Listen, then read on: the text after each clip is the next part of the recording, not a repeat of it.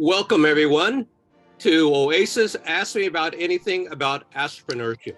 My name is Perry Lam. I'm the Executive Vice Chair of Oasis here in Hong Kong.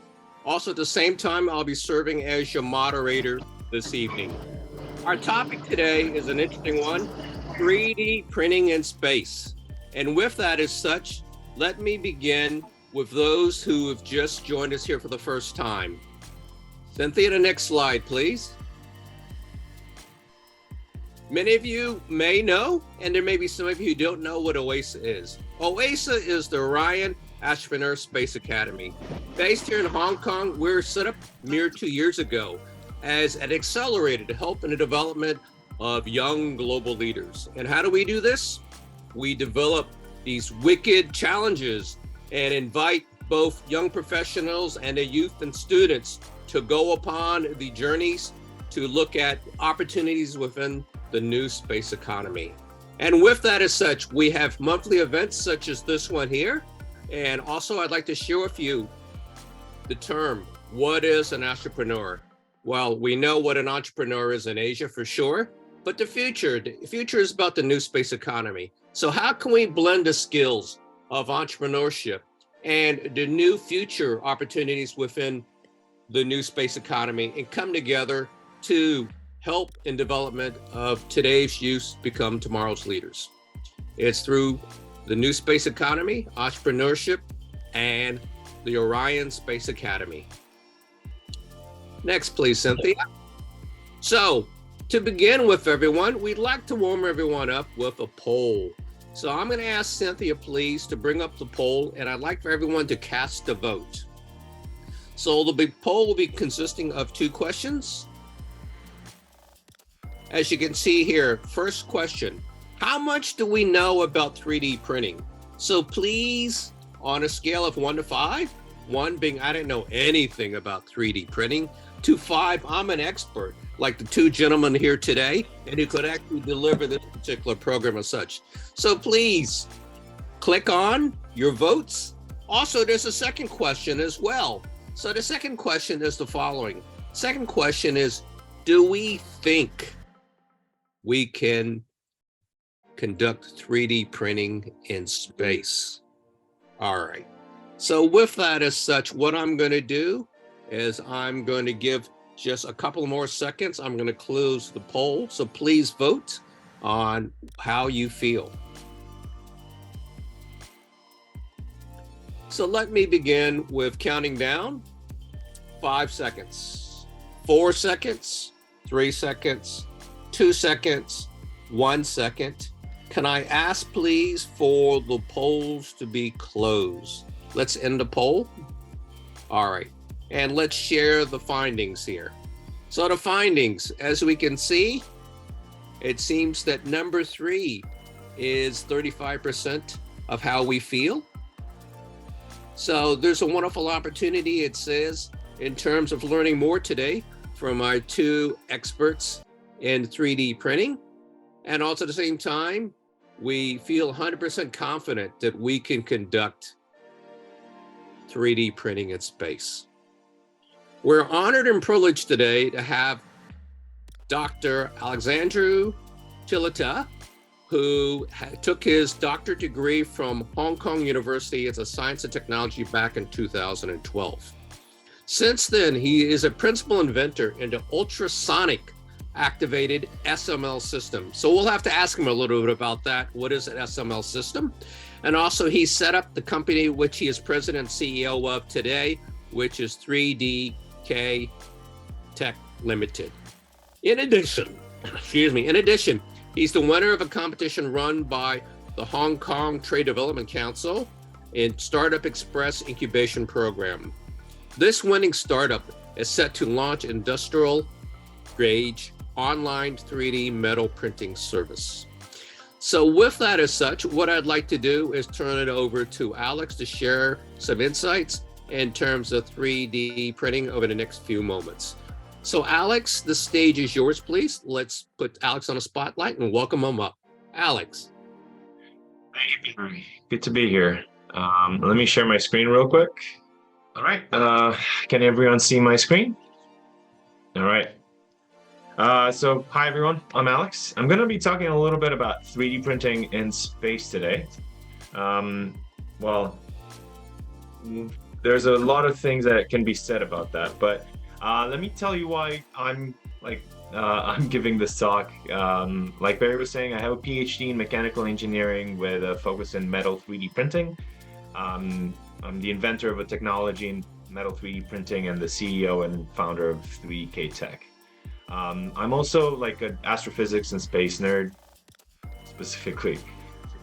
So let's talk a little bit about what 3D printing is. Let's start with the basics, right? So when we take a 3D object, any object that you have, let's say, this bottle, right? You can take this 3D object and slice it into multiple 2D layers.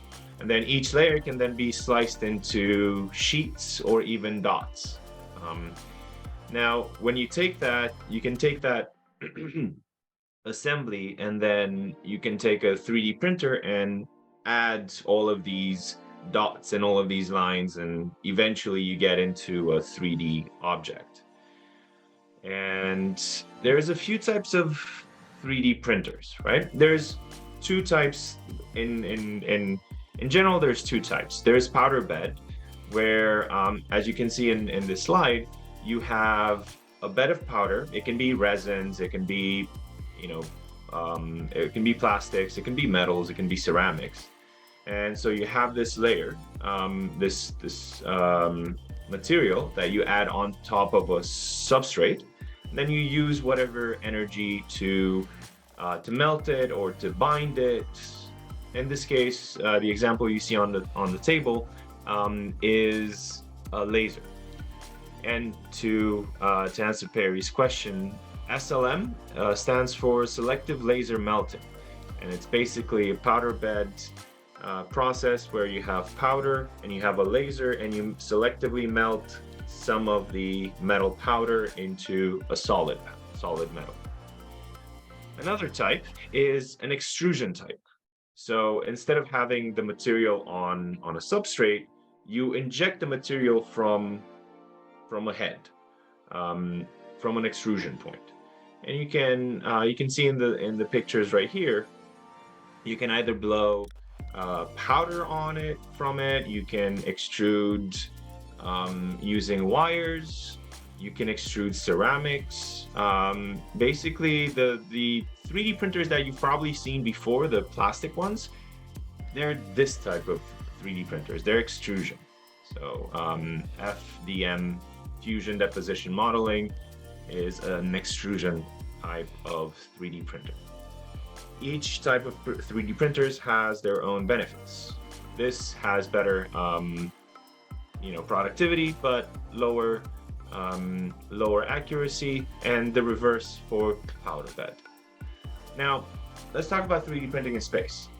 And there's three types of 3D printing in space that can be achieved, or that we're focusing on right now. Either habitats, organs, or tools. And this has to do with what we want to take out of the 3D printed object. So first off, let's talk about printing habitats. Now, printing habitats are very useful for moving to setting up colonies on Mars or on the moon. And there are several startups that are actually showing up and 3D printing certain habitats on Earth so that they can reproduce that on the moon. The benefits include being able to take, lunar regolith, for example. So basically the powder that is on the moon, you can take it, combine it with some resin that you can bring home from Earth, and with a robotic hand, you can start depositing the shape that you can see in the picture right here. The benefit is, well, you can just send the robots to the moon or Mars, and by the time humans reach there, potentially the habitats have already been constructed. So you can shield them from everything. Another important element in 3D printing is 3D printing biological tissue.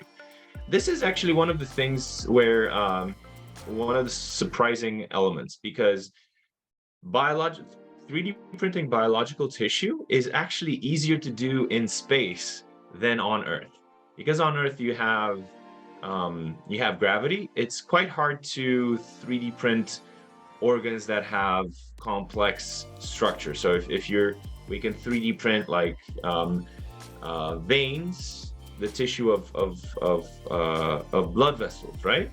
But if you want to or the tissues of a muscle fiber or something like that. But if you want to construct like complete organs, where you need to create a complex arrangement of different types of tissues, gravity is an impediment to that. So you can do that in space without actually having to construct supporting structures, which is a problem, right? So in 2019, NASA put a printed cardiac-like tissue, and in 2022, this year, there's another 3D printer that was set up in the International Space ISS, where it will be able to 3D print human knee meniscus in orbit. So this is very cool, and this is honestly, in the future, 3D printing biological tissue will happen in space, and then they will deliver it back down.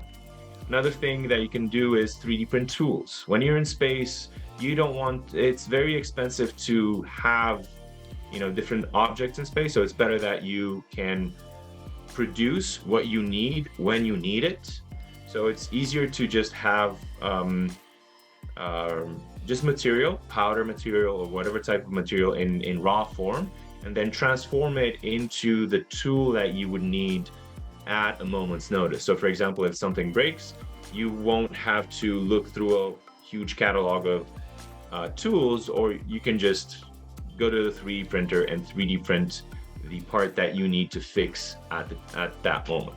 You could then potentially reabsorb that or break that tool down after you're done with it. You can potentially break that down into raw material, and then you'd have more efficient use of space. So challenges with 3D printing would be microgravity can be an issue in certain technology, especially powder bed that I mentioned in the beginning. And another element is each location where you 3D print would have a different gravitational well. So what does that mean? That means if you're in space, you have microgravity. So you're almost like falling, you don't feel gravity. If you're on Mars, you have gravity that is smaller than on Earth. If you're on the moon, you have even lower gravity than that. So in each of these situations, you would need to compensate for that. And let's talk about how metal 3D printing can really help us in the future. If you look at ESG and basically the amount of CO2 that we're producing as through industry, about 30% of all CO2 produced yearly is due to manufacturing. So whatever we make for us or for heavy industry, about 30% of that pollutes our atmosphere. So what if we can move the heavier manufacturing into space? So instead of manufacturing on Earth, how about we move that to space? We can have satellites that would go and connect to asteroids, and then mine those objects and 3D print whatever object you need, like small CubeSats. We could start off with that. Then we could expand into these waypoints. NASA right now for the Artemis program is looking to send a satellite in orbiting the moon that can be a waypoint for going to the moon. We could maybe 3D print that in the future. And as we go farther into the future, we could see like more complex satellites, artificial satellites that we can construct to cover our needs, our space needs. I'm gonna skip that a little bit, but at the end of the day, when the way that I see 3D printing in space, it can be the ultimate passive income stream. We could identify class M asteroids and then send different mining equipment that could separate the metals, and we could take the precious metals and send them to Earth, and then take the other metals like iron, chromium, copper, carbon, and then use those to 3D print locally any potential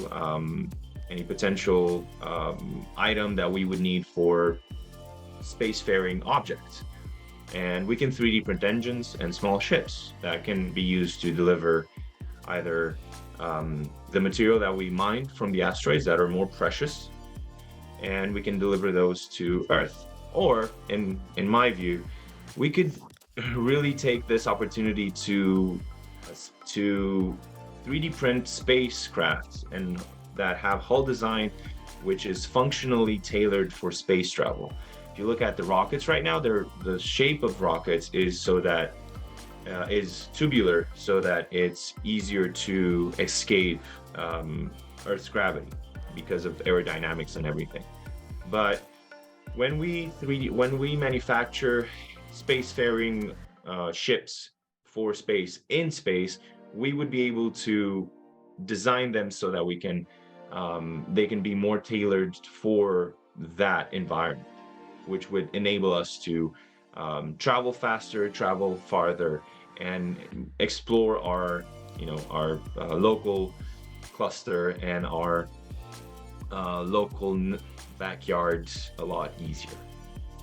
So, and profit at the end of the day. I'll leave it at that for now. I'm open to questions at the end, but I'll send it back to Perry and I think to Clarence. Thank you very much. Great. Thank you very much, Alex. That's very insightful. And I'm sure we'll have a lot of questions for you after Clarence's session as such. So our second speaker today is a OASA family member, Clarence Chung. And Clarence is actually a banker. He's at HSBC, responsible for global head of fraud analytics. And also at the same time, he is an enthusiast and a novice in terms of 3D printing. In fact, Clarence's, I think, mission in life is to ensure that there is a 3D appliance in everyone's home. And he's definitely filled his home up. And he'll be sharing some of that with us today in terms of his journey over the last 18 months. Some of the objects that he's produced includes an electric violin, functional prosthetic hand, and ergonomic keyboard. So with that as such, what I'd like to do is welcome Clarence to the stage and share a little bit about his journey of what got him interested in 3D printing, and then how he did dive into it, as you'll see, and maybe some tips he could share with us in terms of those of us who would like to also follow in the passion of 3D printing. So with that, Clarence, can I invite you to the stage, please? Hi, everyone. Good evening. Hope you all had a great holiday. I'm Clarence, and thanks, Perry, for the introduction. I first want to thank OASA because not only for giving me the opportunity to speak today, but it was actually in this very talk about 2 years ago, on January 5th, 2021, OASA hosted a talk called The Future of 3D Printing in Space. And through there, I heard a very similar presentation to what Alex talked about, and that was the tipping point for me to get involved in 3D printing. It gave me the use case, and I thought, okay, there is a good reason why 3D printing could work and could thrive. And then coincidentally, in a local makerspace called MakerBay, MakerBay was offering a 3D printing course at the time, it was just a 3-hour workshop. And I thought, well, why don't I just spare a few hours and go and try it out? And that's where I started to learn about 3D printing. It turned out it wasn't that hard. So after the MakerBay course, I felt that, well, in order for me to learn about this is the future skill. I thought this was the future. And the compelling reason for me was the fact that I could print anything in my home. I felt, wow, I'm now powerful. I don't need to order stuff. I don't need to wait for stuff to come, right? I could download bits and pieces and parts from online open source makerspace like Thingiverse or Coast 3D or many other websites that offer 3D prints. And I was mind blown when I started searching, and I thought, well, these are things I want to make. So as Perry mentioned, and I don't have a background today like the rest of the crew because I want to show my 3D printer, which actually sits right in my office. You can see this printer is in bag. It's not that big. It's the size of a small microwave, and I bought it off a carousel for 2,500 Hong Kong dollars. So myth number one is 3D printing is expensive. It's not accessible, right? It's actually not expensive. As I mentioned, my printer was 2,500 Hong Kong dollars. You can now get a new one off Amazon for about 1,500 US and a starter kit. And with a printer like this, I was able to create a number of things. Like Perry mentioned, one of my first pieces was a 3D printed violin. This is actually a fully functional violin. I'm a violinist as well, and I could play this. It took some 4 different parts to put together. Right, so I printed 4 different parts and I glued it together. The print was an open source design from Thingiverse, which I downloaded. One of my first prints was this thing called the Benchy. If you can see, is a little boat. So this is a very typical 3D printing, 3D printed object, which everybody would print if you get a printer. But then I graduated into making more complex things like this automated tool. Which is a number of pieces which you put together, and then when you spin this around, a fish will come out and a bear would sort of slap it down. But it was just a fun toy that I downloaded and printed. I started to look at how 3D printing can help people in general and elderly in general, and so I went online and found a open source team that designs for elderly care. And one of the objects they created was this thing which allows elderly to hold their pen and write, because they couldn't hold it. People with arthritis couldn't write with holding the pen in a fine detail. So this object allows you to hold a pen with a fist, right, and be able to write and spin and like that. And finally, the other object I want to show is this prosthetic hand, which is another 3D printed object fully. And it's a very simple mechanism, right? When you pull down, it will fold the fingers. But this is actually an initiative offered by a number of groups that offers 3D printed prosthetic hands for those in need, and is actually in production. And we individuals could actually sign up and help them manufacture this. They will give us the design and say, hey, you can go and print it out if you want, and help us create and ship it off to the individuals. So, and I have many more to show, but if you're interested, you can check out my LinkedIn feed. I have posted a lot of what I created with a blurb around what I did with them. I think the final thing I want to say is, most of the stuff that I've shown today are off of other people's designs. There are things that you can design yourself as well. So I'm not very well versed in using AutoCAD and other tooling, but there are websites called like Tinkerverse, for example. Tinkercad, which allows you to draw sort of basic shapes and piece them together, right? So with that, I've created things around my household, like the time I drew a piece to fix my broken toilet seat. Instead of paying $1,000 to replace the toilet seat, I just reprinted the part, right, and replaced it. So it comes in handy occasionally when you need a one-off, one in a kind piece that just broke off in this way, right, and then you need to go about and doing this. My sharing, I think, is that 3D printing is accessible.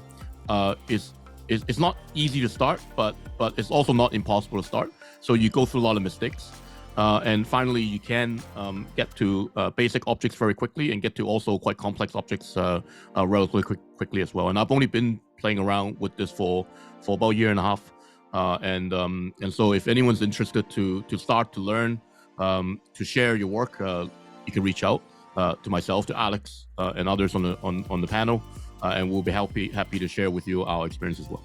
So Perry, back to you. Thank you. Great. Thanks very much, Clarence, for sharing. As you are providing us with some different insights of what you can create at home, it's just fascinating, the capabilities today with technology. And as you say, with a minimal investment, of a 3D printer, we can really bring forward some very useful items, as well as give back to society, as you said, for those who need to help in terms of writing who've got arthritis. So that's fascinating. I've asked Alex and Clarence, I'd like for you also to put in your email address and also put in again your LinkedIn. I know it's in your introduction, but if you could just put it in, because I'm sure there'll be a lot of people who are visiting today in this particular session who would like to do a follow-up and contact you as such. Great.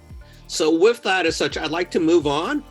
We have a question poser right now, and our question poser is Tin Yu Shen, who is actually a student here at HKU, a master's in space science. He's got a Bachelor of Engineering and also Electrical Engineering and Automation from Hangzhou University of Science Technology, as well as here in Hong Kong. So Yu Shen, I'm going to invite you to the stage, and you have 2 questions which you would like to share with the group, and let both Alex as well as Clarence provide some responses to and insights. So with that as such, your first question. Okay, my name is Tian Shen. Now I'm pursuing my master's degree in the field of space science at HKU. And today is my great honor to be here for this discussion as a question poser. I have 2 questions. The first one is about the raw materials of 3D printing in space. If the raw materials are brought from Earth, then only small parts can be printed and no space base can be built. If the raw material is taken locally from the moon or an asteroid, then the material needs to be processed, which is even more difficult. So how can we solve the problem of raw materials? All right, hey, that's a very good question here. So I'd like to invite Alex and Clarence maybe to share your thoughts in this particular area. Yeah. Would like to Clarence, you wanna go first? Okay. I will try. He was told. Okay.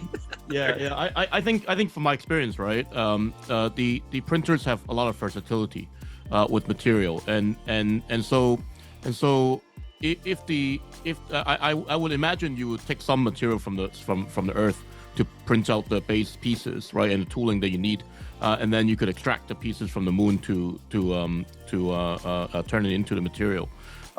So in the research I've seen and in talks I've seen before, where they build moon bases with the rocks on hand, they do have the ability to process it, and as long as you can turn it into grains or sand or concrete or whatnot, then they can turn it into the materials which the 3D printer can consume. Alex? Yeah, that's well identified. I think the answer to the question is actually a little bit of a shift in perspective, right? The shift in perspective is, what is your utility, right? What is the end goal? And like Clarence mentioned, if your end goal is to build, let's say, build something in space, like a spaceship or like a satellite, or even, material on even a habitat on the moon or Mars. The whole point is for you to get there with as little energy as possible, and use in situ or resources that are in that region. So the thing is, when you're designing technologies to 3D print on Mars, the whole perspective is to get as little material as possible from where you're leaving. So use as much as possible from there. So in certain situations, you need to get that. So the process for printing on Mars on the moon with regolith is get some binder that combines like that regolith and makes it easy for you to build those structures. If you're talking about building a space base, then the issue is, well, bring a mining rig that can take. Basically, the more you can deal with localized resources, the easier it is. In space, however, if you're in orbit, then it's easier to get resources from Earth. So it's all about what's the utility. If, for example, you need to 3D print tools, you would want to have like a box uh, of material that takes any volume, and then 3D print it into the object that you need. Use the object, and then break it back down into the raw material. I hope that answers that question. It does. And there was a question submitted by CK related to that, Alex, if I could just spend a moment. And the point here in the chat is the following. 3D printing composite and spacecraft manufacturing. You touched upon that already, but then the follow-up to that is about how do we bring or keep the costs down to fulfill the space requirements, right? So from an economic perspective. From the economic perspective, excuse me, when you have a particular material, so there's two ways of having that raw material. Either it's in filament form, so it's a wire that you can coil around something, and that is somewhat more space efficient, or it is complete powder. So that takes whatever volume you put it in, and then it's theoretically 100% efficient in terms of the volume that you have, the space that you have. Right. Yeah. Okay. And does your organization have any materials that are already a space standard approved in metal or polymer? So we do. We started off with 3D printing with 316 stainless steel, which is a N304, which are space compliant stainless steels. Okay, great. Thank you for that. So let's move on to our second question. Yusan, your second question, please. Okay. Thank you very much for your answer. And my another question is about the career path of 3D printing in space. As we all know, modern space science is a highly multidisciplinary field that encompasses a broad range of knowledge, from astrophysics to aerospace engineering, electronics, and remote sensing.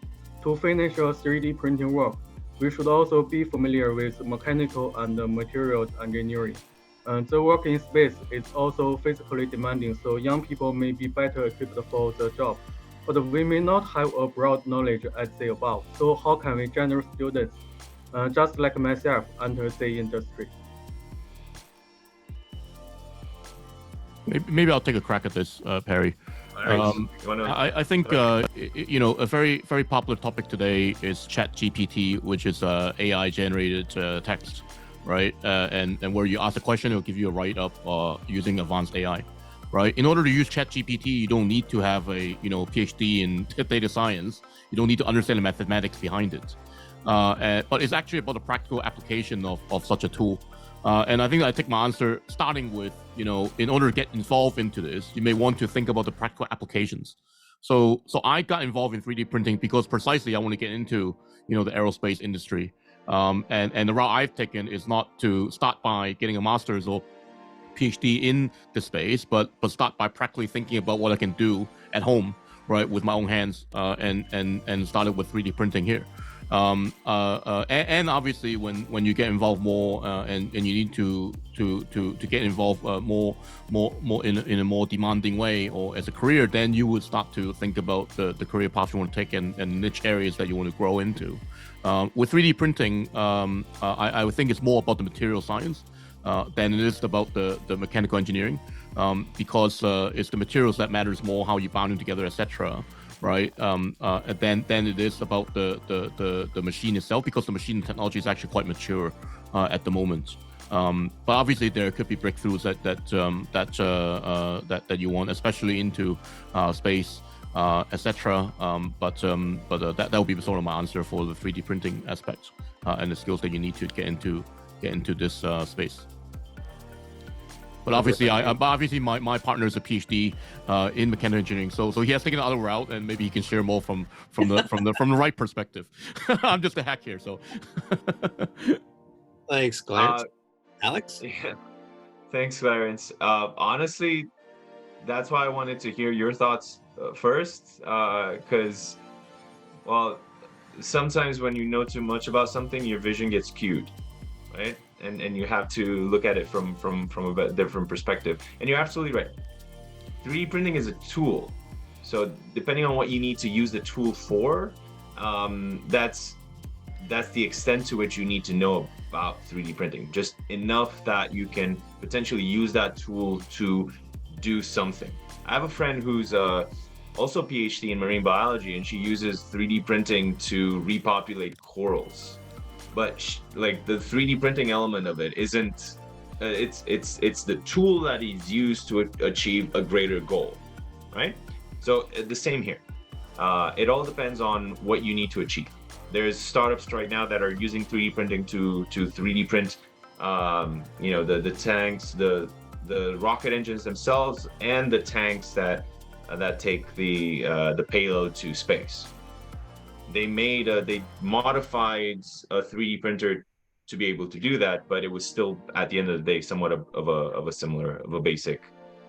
The basic concept still stays the same. There's just a little bit of tweak to get to that. And as to the second part of your question, I don't know if that's right. The work in space is also physically demanding. Think about all the astronauts. Most of them are middle-aged to 50-year-olds. Now there's more of a focus on, particularly because they needed to have like that amount of experience in, being able to fly rockets, because that was such a demandingly and dangerous task that you need someone that is able to have the experience to make rapid decision on, whenever something happens. Now we have the ability to send people that are young and better equipped for the job. So it really depends on what you need to achieve, right? So how can we general students like myself enter the industry? Find something that you want to do in it. At the end of the day, that's all. Like, find something that you want to do in it, and you'll be able to find the things that you need to achieve to get to that point. Right. Thank you.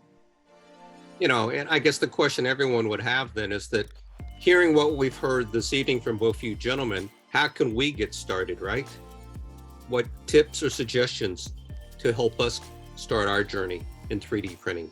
Go buy a printer today, or go and borrow one from places like Makerspace or others that have it, that you could access. Or maybe it's in universities or labs that have printers, right? Just go and print your first object. Absolutely. Clarence is 100% right. There's no one way. You dive in. Right. Experiment. By diving in, you learn, you gain confidence, and you unleash your curiosity more, right? Okay. Don't be afraid to fail. Yeah. Just try. Fail fast, as they say, and learn faster. Excellent. Now let's move on. We've actually polled a number of different sources through social media, participants submitting questions as such, and we've put it together. And so what we're going to do is I'm going to ask Cynthia to take turns in terms of utilizing questions through our chat box. Also, the live audience that we have now, if you've got any other questions, please put it into our chat.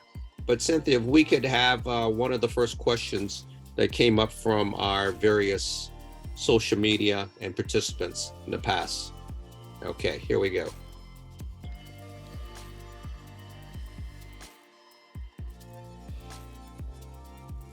All right. Do we see that question there? Has 3D printing constrained the way you designed the rocket? Wow, that's a pretty broad question. Not at all. If anything, it's the complete opposite. It unlocks new ways of designing. Well, like the rocket itself, it's constrained by the atmosphere, by the requirements of the aerodynamic requirements for you to get it into space. Yes. All right. So with that, can we have another one then, Cynthia? Another question?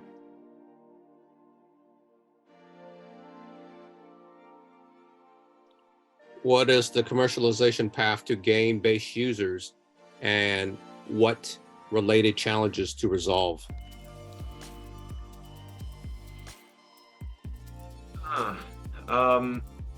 I guess like I would ask Clarence that, because it really depends on what you use it for. So if you have plastics, it's more of a maker space, right? And that's where I'd ask Clarence what his opinion on that is. So I would try to dissect the question as getting people interested and involved in 3D printing, right? And I think it's about showing the possibilities, demystifying some of the preconceptions, so showing the use case, right? It's important to see what people can do to get out of the machine and get out of the technology, and also if it's not about the machine that they have, what they can buy from a service that offers 3D printing, like Alex's company, for example, right? So it is about what you're trying to achieve, and then figure out, you know, whether the service you're offering, either that's creating a unique piece that could only be 3D printed, right? There are objects that can't be manufactured, right? Using traditional ways of milling a block of metal, for example, that can only be 3D printed because of the way it's added up, and if the outcome is cheaper than, you know, what you can get out of, or you can only get out of 3D printing, then there's the compelling reason for you to go about and using that service or using that technology. And on the industrial scale, I can tell you one of the challenges that we're facing is, while a lot of companies do want to start integrating it in 3D printing, metal 3D printing into their manufacturing workflow, they either are not really aware of which tool, which parts to integrate to 3D print rather than others, so they don't know what that calculus is, or the design itself is still designed for conventional manufacturing, and therefore it might not make a lot of sense. There's a lot of companies that need to be educated, and the technical directors and the engineers, they need to be educated in where they can use 3D printing and how they can best benefit from this technology. And at the end of the day, we as consumers will benefit from it. Great. Now, gentlemen, thank you for all your sharing and insights. I'm looking at the clock here. We're about to finish up with our Facebook broadcast.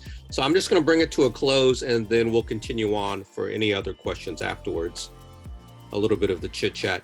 So with that as said, Cynthia, can we move forward in terms of just closing out today's session? All right.